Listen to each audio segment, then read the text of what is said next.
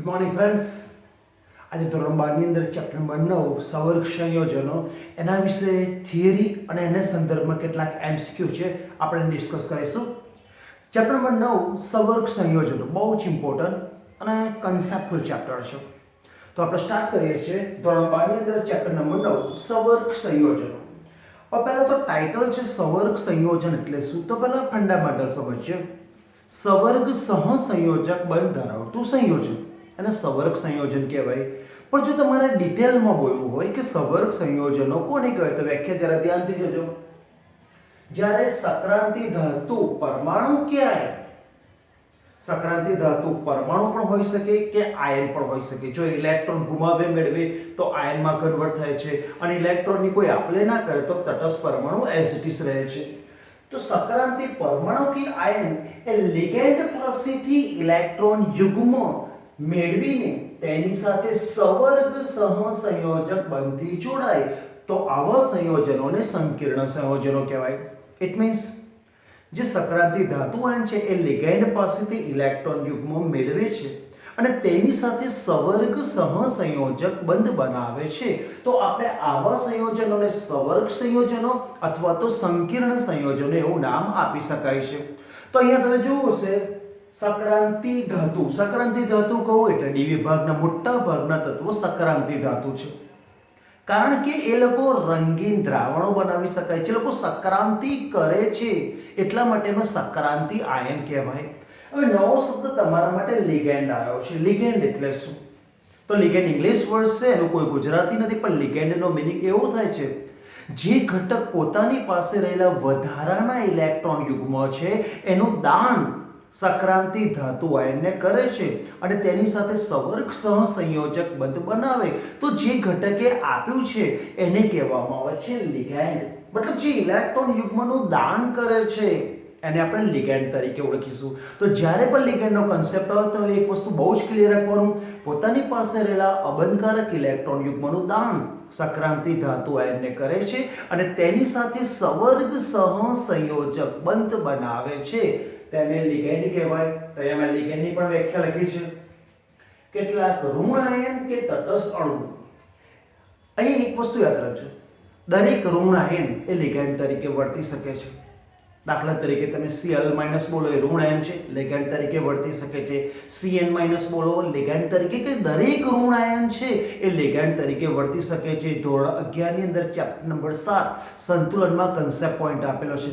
દરેક ધન આયન છે એ ઇલેક્ટ્રોન યુગ્મ મેળવવાની વૃત્તિ ધરાવે છે અને દરેક ઋણ આયન છે એની વૃત્તિ હવે ઇલેક્ટ્રોન યુગ્મ ગુમાવવાની છે. એટલે મેં શબ્દ લખ્યો છે કેટલાક ઋણ આયન અથવા તો કેટલાક તટસ્થ અણુ.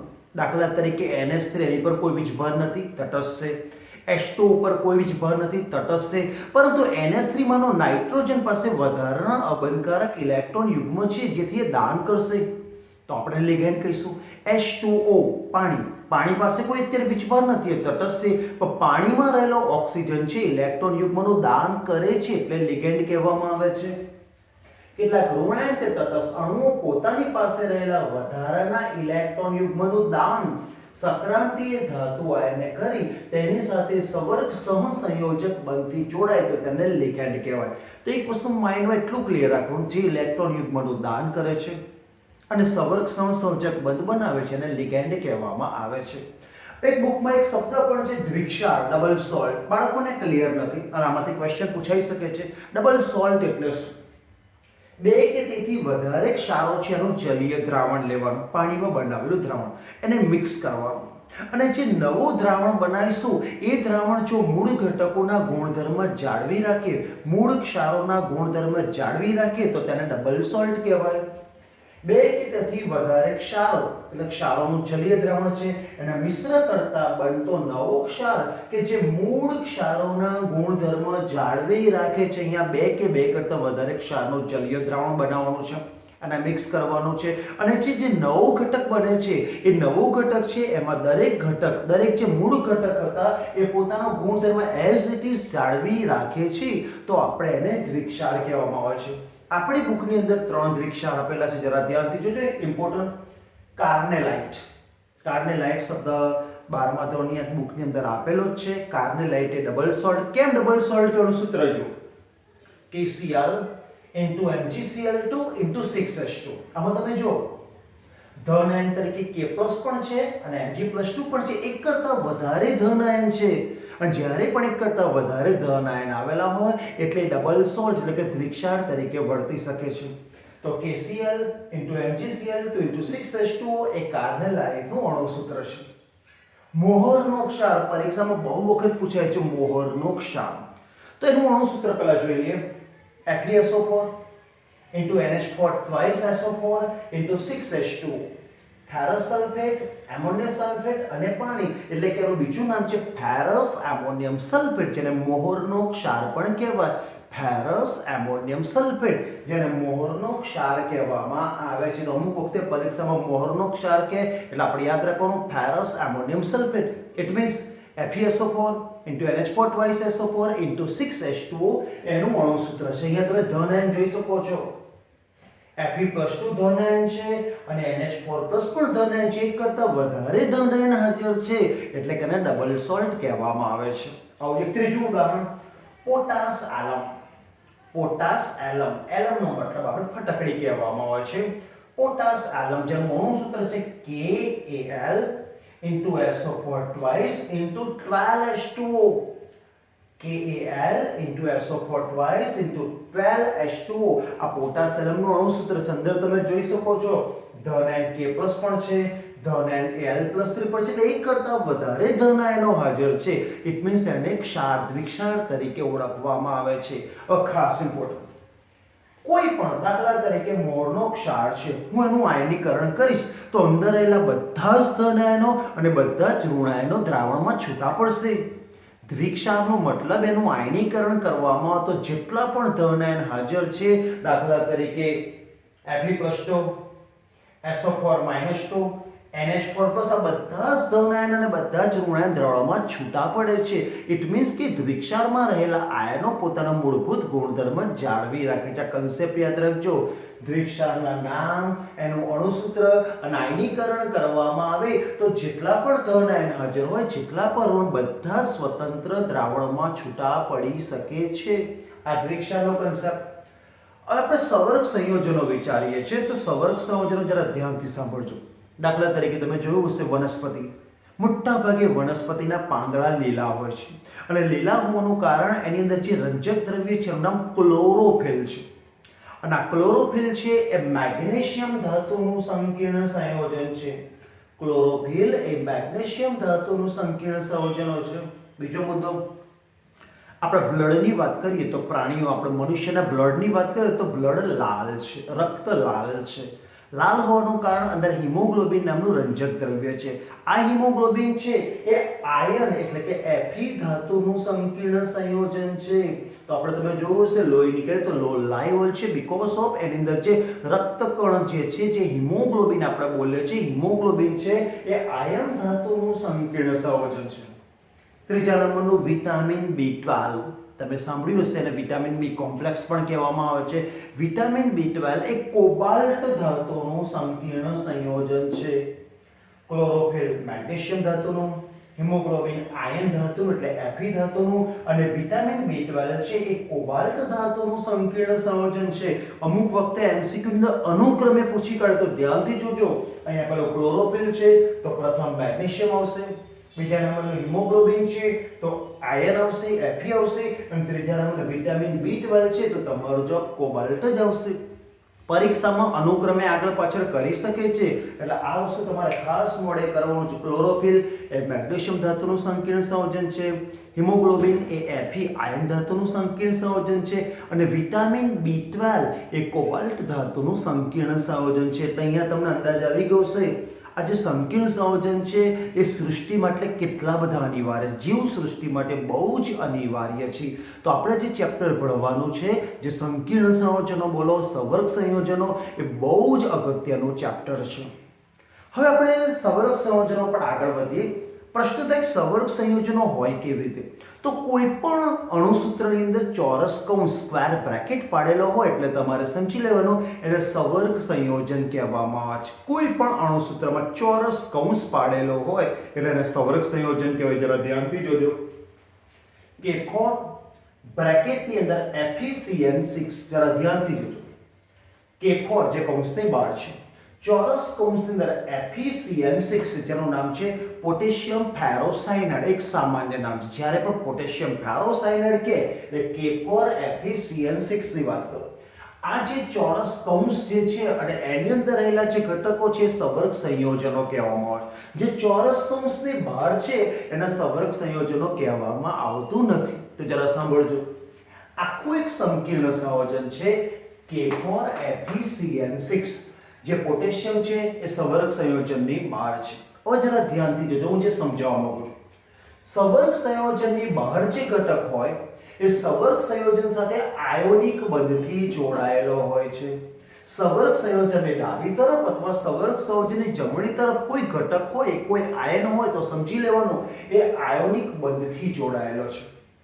હવે ચોરસ કૌંસની અંદર જો આ સંક્રાંતિ ધાતુ છે, આ નાની કેન્ડી છે. હમણાં જ મેં તમને સમજાવ્યું ડી વિભાગના તત્વો છે સંક્રાંતિ ધાતુ તત્વો કહેવામાં આવે છે. તો આ સંક્રાંતિ ધાતુ છે અને લિગેન્ડ છે. લિગેન્ડ એટલે જેના તરફથી ઇલેક્ટ્રોન યુગ્મનું દાન સંક્રાંતિ ધાતુ આયનને થાય છે અને લિગેન્ડ કહેવામાં આવે. તો સંક્રાંતિ ધાતુ અને લિગેન્ડની વચ્ચે સંવર્ગ સહસંયોજક બંધ હોય છે. તો યાદ રાખજો, કોઈ પણ સંકીર્ણ સંયોજન આવે એમાં સંવર્ગ સહસંયોજક બનતો હોય જ. આયોનિક બંધ ક્યારે હોય? જ્યારે ડાબી તરફ કે જમણી તરફ કોઈ આયન હોય તો આયોનિક બંધ પણ હાજર હોય. અને ચોરસ કૌંસની અંદર સંક્રાંતિ ધાતુ અને લિગેન્ડ એકબીજા સાથે જે બંધથી જોડાયેલા છે એને સંવર્ગ સહસંયોજક બંધ કહેવામાં આવે છે.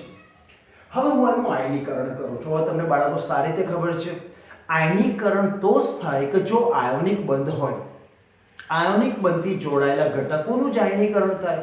તો અહીંયા તમે જોઈ શકો છો, અહીંયા આયોનિક બંધ છે તો અહીંયાથી આ બંધ તૂટશે એટલે આ ઘટક છૂટો પડશે અને ચોરસ કૌંસ છૂટો પડશે. તો જોઈ લો, પોટેશિયમ આયન છે 4 વખત છે તો 4K+ છૂટો પડ્યો અને જેની પર વીજભાર હોય સ્વતંત્ર અસ્તિત્વના ભરેલ દ્રાવણમાં હોય એટલે 4K+ aqueous. આ જે ચોરસ કૌંસ છે એનું ક્યારેય આયનીકરણ ના થાય. ચોરસ કૌંસ આખો છૂટો પડશે. તો જો FeCN6 -4 એટલા માટે આ 4 વીજભાર અહીંયા લખી કાઢો. આ આગળ ધન આયન છે તો પાછળ ઋણ આયન છે. તો આ એક આની આગળ લખી દો એટલે K+ થઈ જશે અને આ 4 આની પર લગાવી દો એટલે -4 થશે. તો બાળકો આયનીકરણમાં ધ્યાન રાખજો, પોટેશિયમ ફેરોસાયનાઇડનું આયનીકરણ કરવામાં તો 4K+ આયન છૂટો પડશે પ્લસ 1 મોલ 1 વખત FeCN6 -4 છૂટો પડશે. આયનીકરણ સમજો.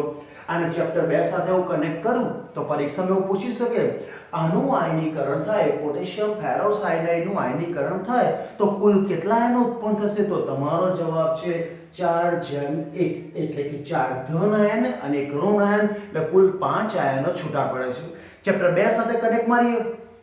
જેમાં આયનીકરણથી વધુમાં વધુ આયનો ઉત્પન્ન થાય એ વિદ્યુત પ્રવાહનું વહન વધારે કરી શકે છે.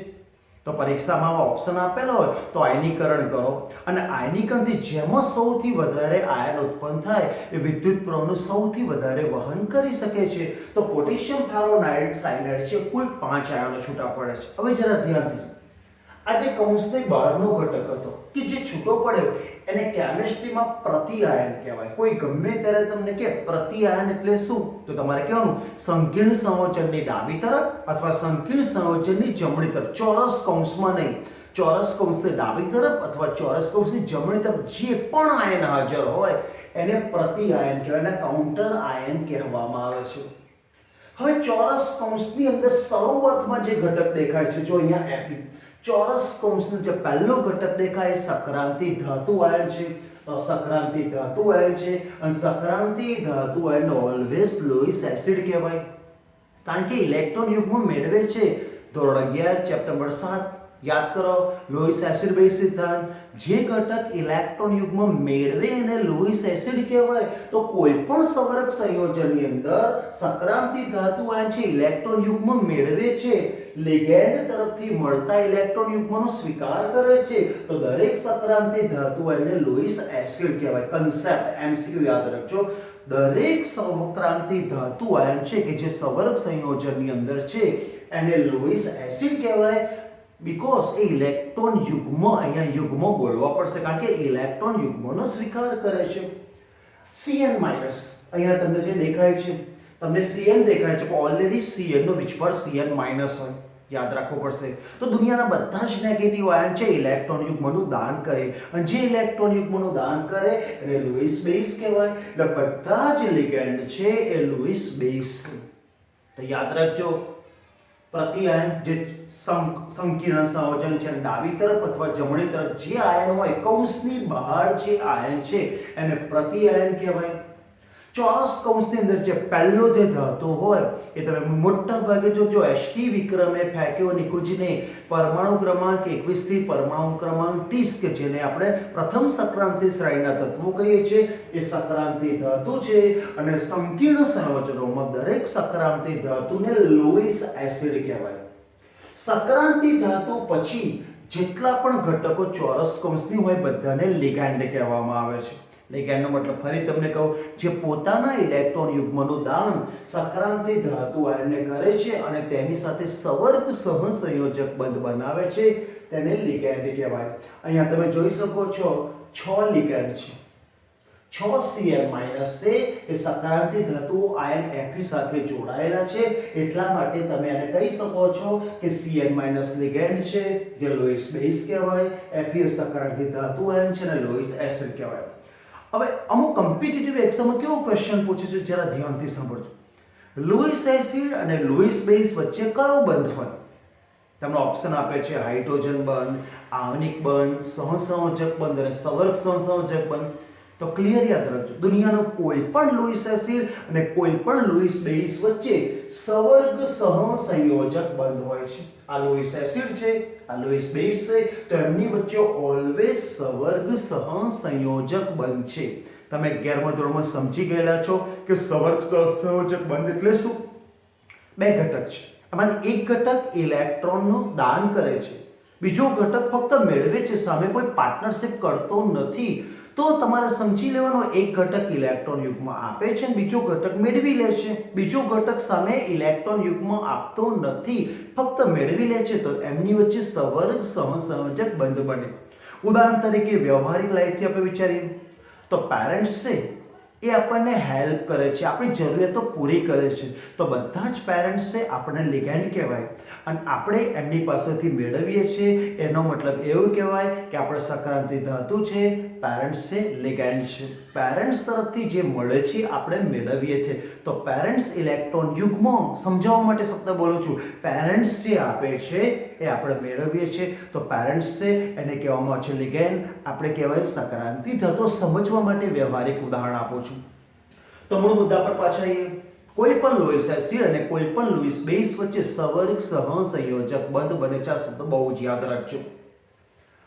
હવે આપણે ચોપડીની એક થિયરી પર જઈએ, જે થિયરીને સિમ્પલ રીતે આપણે સમજીશું. પરીક્ષા માટે બહુ જ ઇમ્પોર્ટન્ટ છે, 2 અથવા 3 ગુણમાં પૂછી શકે છે. સવર્ગ સંયોજનો માટે વર્નરનો સિદ્ધાંત સમજાવો. સવર્ગ સંયોજનો માટે વર્નરની અભિધારણા સમજાવો. તો ગમે ત્યારે વર્નર શબ્દ આવે એટલે કન્સેપ્ટ આપણો ક્લિયર હોવો જોઈએ કે સવર્ગ સંયોજનો માટેની વાત છે. તો પહેલા અમુક મુદ્દા બોલું છું, સાંભળો પહેલા ધ્યાનથી, જે મેં અહીંયા લખ્યા નથી.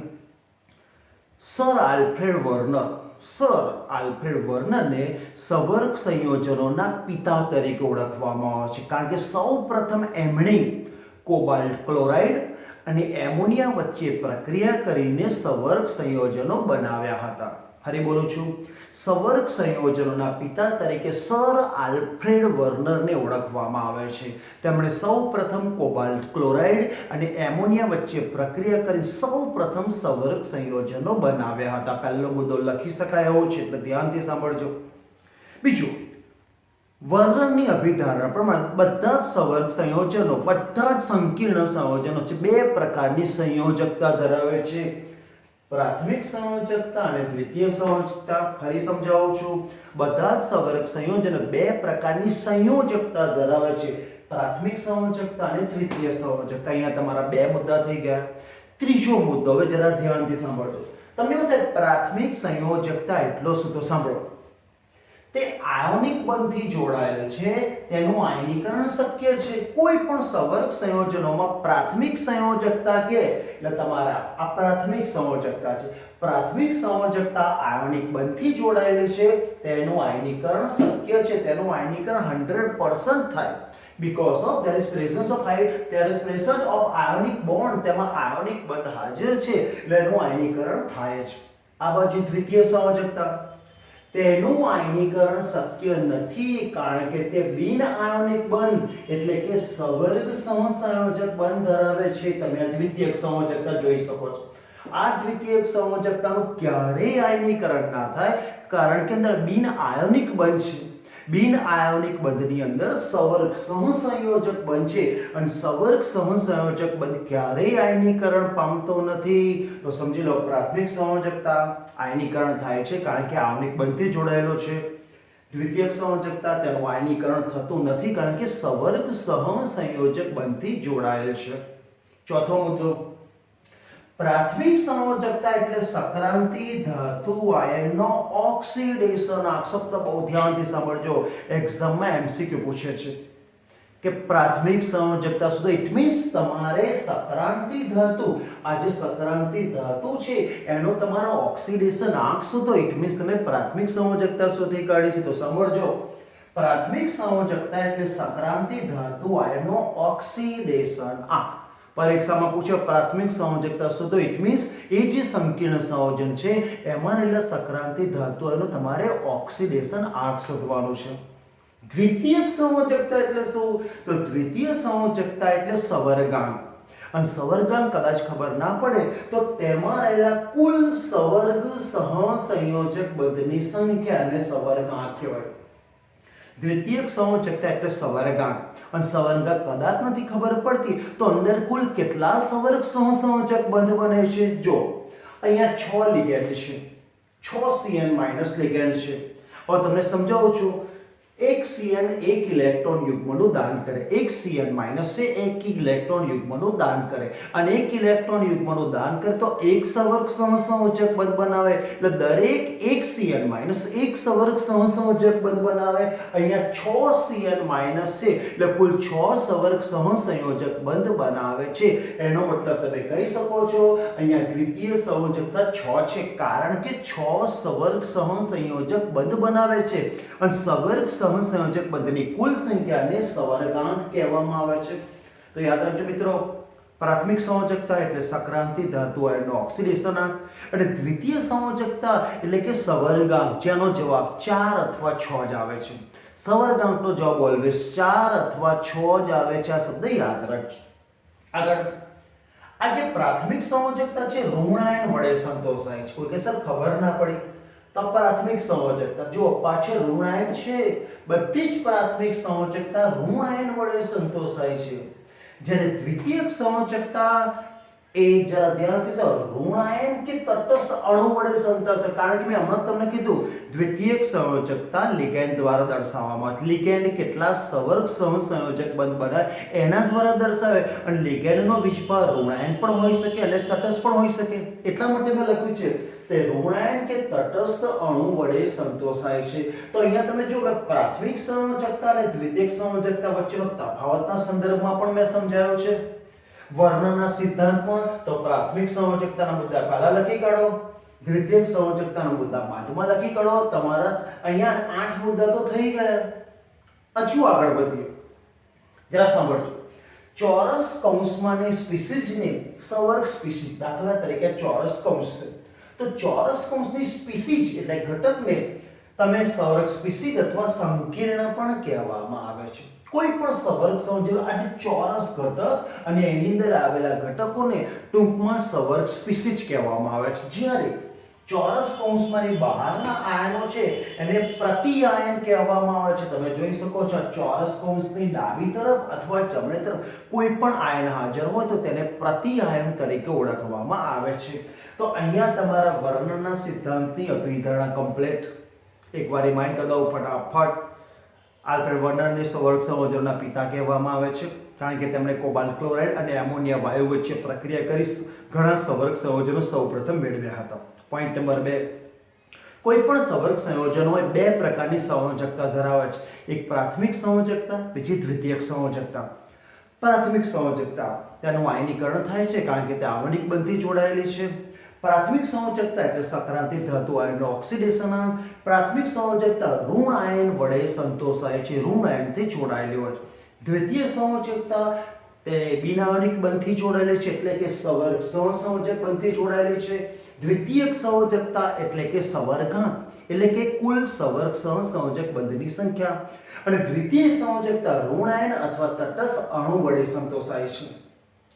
હવે સવર્ગ સ્પીસીઝની વાત કરીએ તો સંકીર્ણ સંયોજનમાં જે ચોરસ કૌંસ છે એને સવર્ગ સ્પીસીઝ કહેવામાં આવે છે. સવર્ગ સ્પીસીઝની અંદર સક્રાંતિક ધાતુ પણ આવી જાય, લેગેન્ડ પણ આવી જાય અને ચોરસ કૌંસ પણ આવી જાય. આ ત્રણેયને સંયુક્ત રીતે આપણે સવર્ગ સ્પીસીઝ એટલે સંકીર્ણ કહેવામાં આવે છે. જ્યારે ચોરસ કૌંસથી બહારના જે પણ ઘટક હોય, બહાર લેફ્ટ સાઈડ હોય અથવા ચોરસ કૌંસની રાઈટ સાઈડ હોય, આપણે એને પ્રતિઆયન કહેવામાં આવે છે.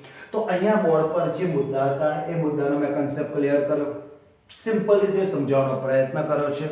છતાંય આટલું ચલાવ્યા બાદ હું એક એમસીક્યુ બનાવું છું. અમુક બાળકો જોજો કેવો જવાબ આવે છે. આ ચલવી કાઢ્યો એક એમસીક્યુ સિમ્પલ બનાવું છું. કે ફોર FeCN6 જેને આપણે કહે છે પોટેશિયમ ફેરોસાયનાઇડ.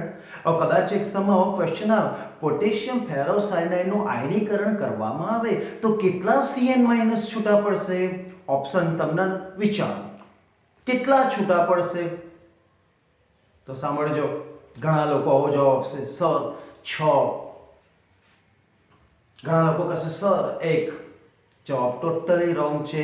એક પણ CN- છૂટો નહીં પડે કારણ ચોરસ કૌંસની અંદર છે, ચોરસ કૌંસની અંદર રહેલા સક્રાંતિક ધાતુ અને લિગેન્ડનું આયનીકરણ થતું નથી. પરીક્ષામાં આ રીતે તમને હેરાન કરી શકે છે. તો આ કન્સેપ્ટને ધ્યાનથી જોવો. કોઈ પણ જગ્યાએ ડાઉટ હોય તો મેસેજ કરજો અને સિમ્પલી હું તમને એનો આન્સર. ઓકે, નેક્સ્ટ લેક્ચરમાં આપણે નવા પોઈન્ટ સાથે મળીશું અને સમજવાનો ટ્રાય કરજો. ડાઉટ હોય તો મેસેજ કરજો. Okay, by.